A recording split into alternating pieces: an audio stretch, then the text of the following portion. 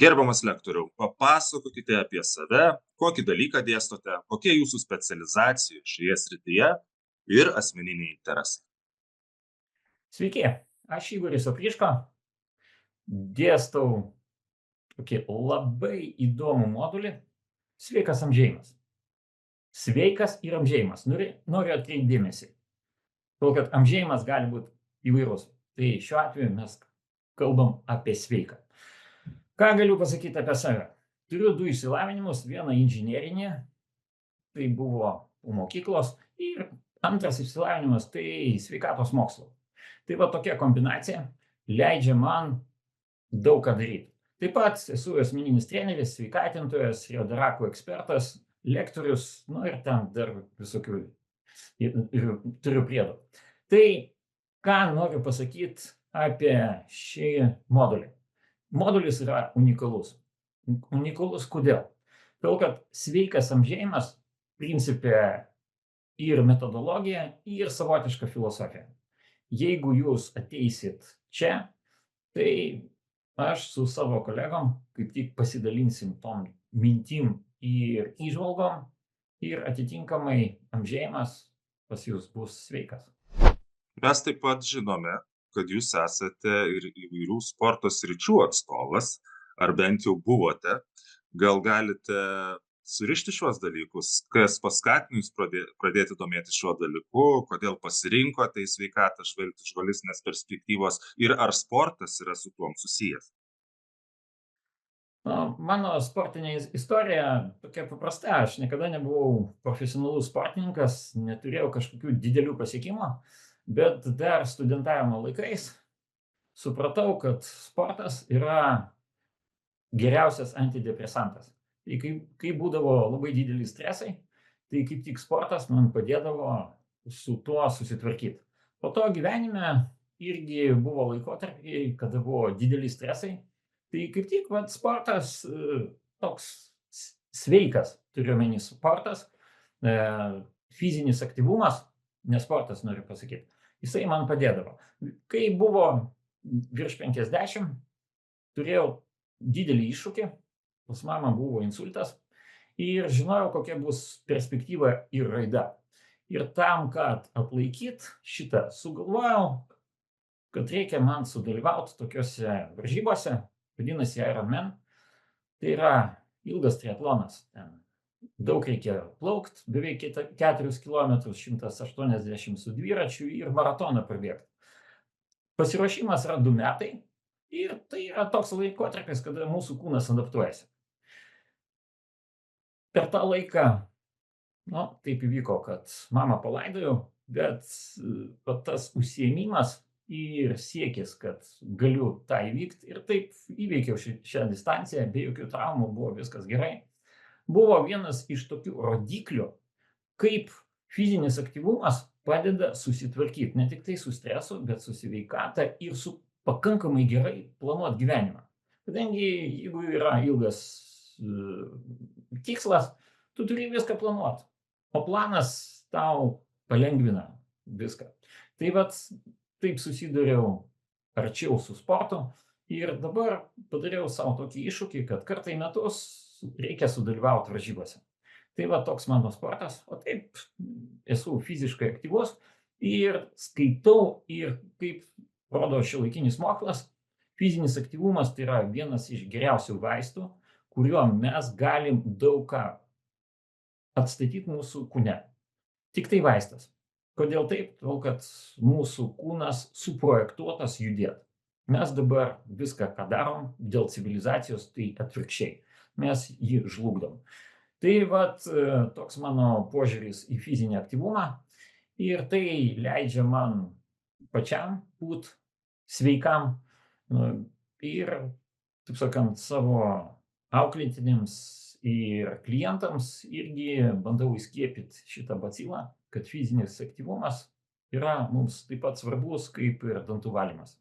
Ačiū. Kaip supratau, sveikas amžėjimas holistiniu požiūriu yra labai plati tema. Tad gal galite įvardinti, kokias pagrindines temas ar klausimus jūs nagrinėsite su studentais paskaitų metu? Pagrindinis klausimas, jisai susiję kaip tik su inžinerija. Atrodo, sveikata ir inžinerija. Kas čia bendro? Inžinerijai, o aš baigiau statybos fakultetą, tai kai projektuojamas pastatas, skaičiuojamas apkrovos ir įvertinama, kad jisai stovėtų, kokie yra perkrovos koeficientai ir taip toliau. Ir viskas skaičiuojama iš kitos pusės, iš rizikos, kad mūsų pastatas stovėtų. Principe tas pats yra ir su mūsų sveikata. Jeigu mes žinom, kokios yra rizikos, kokiu laikotarpiu jos padidėja, aštrėja, mes žinom, kaip padaryti taip, kad jų nepakliūt arba atitolint tą rizikos zoną. Tai yra prevencija. Tai mano požiūris ir tai, ką aš dėstau, susijęs su tą metodologiją. Yra tam tikrų gyvenimo laikotarpio, yra tam tikri iššūkiai arba rizikos, kurie atsirado ir mes apie juos žinom iš tam tikros statistikos studijų.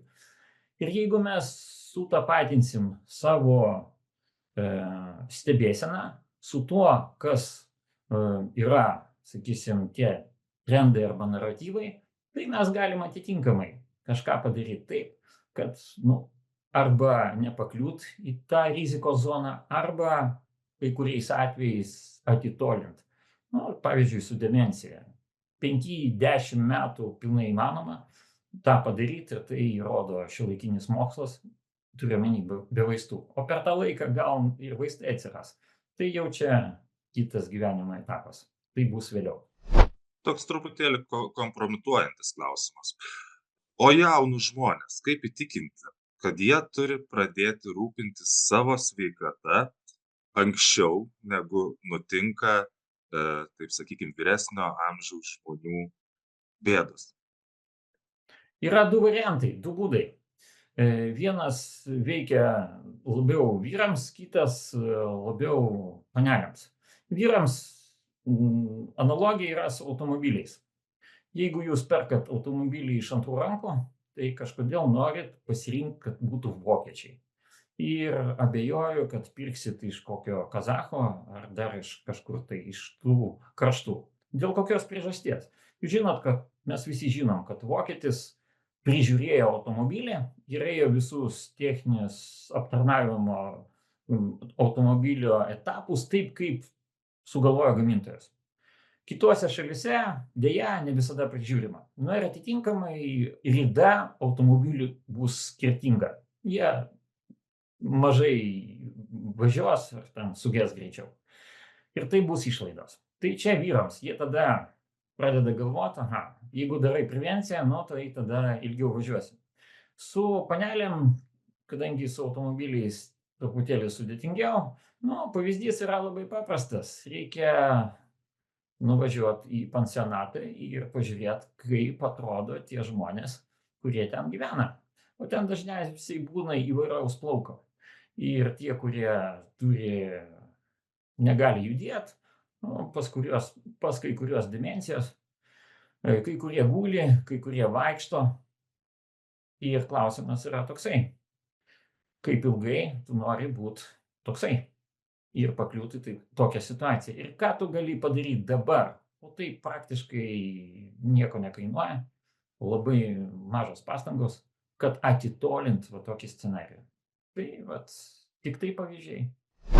Jau pakalbėjote apie fizinę žmogaus sveikatą įvairiausių amžių, o kaipgi su kognityvinė sveikata, kai žmonės taip stipriai ir įtemptai dirba šiais laikais? Jeigu mes pažiūrėsim iš instrumentinės pusės, tai galim pasakyti, kad smegenys yra organas, kuris irgi turi savybių ir per mūsų gyvenimo laikotarpį jisai keičiasi. Ir čia mes su tom invazijom turiu omeny ne tik tai su to, ką mes suvalgom ir ten pakliūna per kraujagyslės, bet ir su ta informaciniu lauku, kurį mes gaunam ir perdodam per mūsų sensorius, per nervų sistemą, mes galim kažkur paveikti į kažkokią pusę. Ir šitoj vietoj dėja šiuolaikinės ypatingai skaitmeninės technologijos ir jų piktnaudžiavimas padaro tai, kad smegenys pradeda elgtis ne visai taip, kaip numatyta, yra tokių paradoksalių dalykų, kad šiuolaikinės technologijos inicijuoja neigiamus pasikeitimus. Ką turiu omeny neigiamus pasikeitimus? Tai yra tam tikri laikotarpiai, kada tam tikros galimybės tiesiog sumažėja, o naujas turėtų atsirasti. Tai šiuolaikinės technologijos dėja padaro taip, kad pagreitina sulėtėjimą tų procesų, kurie turėtų būti spartesni ir atvirkščiai pagreitina kai ką ne visai gero. Toks labai paprastas pavyzdys. Su amžium pas žmonės susikaupia intelektas, kuris susiję su integracija informacijos, kurie jisai gavo. Informacija ir žinios. Ir šitoj vietoj mūsų telefonai ir visa digital aplinka yra mūsų neigiamas fonas. Kodėl? Todėl, kad mes neatsimenam, mes neapkraunam savo atminties. Jeigu mes neturėsim atminties, mes negalėsim generuoti vaizdų. Bibliotekos nėra. O tai bus problema, kai bus virš 50. Kadangi tada smegenų greičiai krenta ir taip toliau, ir taip toliau. Tai vat apie šitos dalykus aš pasakoju, parodau testus ir šitam modelį jūs galėsit suprast, kada galit patys save patestuoti ir suprast, esu rizikos zonai ir reikia kažką daryti. Gal turite sėkmės istorijų, gal pasiteisino po jūsų paskaitų holistinio ugdymo institute, ar ne vien būtent šis modulis pritaikant žinias, kurias jie išmoko? Čia labai įdomus klausimas. Kodėl? Todėl, kad jeigu mes kalbam apie amžėjimą, tai tam, kad pamatyt rezultatą, taip sakant, reikia pragyventi daugiau negu tyriamasis. Deja, mes gyvenam paraleliai. Tai galiu tik tai palyginti tam tikrus sveikatos pasikeitimus iš tų žmonių, kurie yra mano aplinkoje, kurie prisilaiko arba prisilaikė tokių metodų, bandė išlaikyti tą biologinę pusiausvyrą, kad gamta padėtų jiems būti sveikesniais. Kaip pavyzdys, tai yra mano tėvas, jisai buvo tremtinys, dalyvavo Antram pasauliniam kare, tiesiog turėjo pakankamai daug sisteminių ligų. Bet visą gyvenimą domėjosi sveikatinimu, išbandė labai daug metodikų, praktiškai visas paliko man savo užrašais ir aš žinau, kad tai veikia. Ta patį darau pats, tą patį rekomenduoju ir daro mano draugai. Koks efektas? Smegenys, kai yra 60, šiek tiek šviesesni negu kitie, bendras sveikatos lygis irgi geresnis. Ir tai yra labai svarbu, kaip pavyzdys. Nesenai buvo pandemija ir pats ir keletą mano pažįstamų, kurie prisilaikė šitų metodikų, kurias aš dėstau. COVID neturėjo, nors amžius buvo virš 55, tai yra rizikos grupė, principe. Tai toks priėjimas leidžia tikėtis, kad mes ilgai būsim sveiki. Nors, jeigu mes pažiūrėsim statistiką, yra toks rodiklis, sveiko gyvenimo laikotarpis, kiek žmonės gyvena, tai principe aš jau, kai man jau virš 60, tai turėčiau būti ligotas. Tai jau statistiką, taip sakant, aplenkiau. Esu geresnis negu vidurkiai rodikliai. Ir pabaigai, norėčiau visus, kas mane žiūri, o galbūt ir klauso, kviest studijuoti. Holistinio ugdymo institutas sukūrė šitą modelį, kuris, principai, jisai unikalus. Sveikas amžėjimas. Aš su kolegė, mes jį dėstom, tai yra ne tik tai įdomu, bet ir naudinga. Naudinga bus ne tik tai jums, kaip klausytojų, bet galėsit pritaikyti ir savo aplinkai. Ir tai leis jums būti energingam, sveikam ilgus metus. Ateikit, studijuokit. bus įdomu ir naudinga.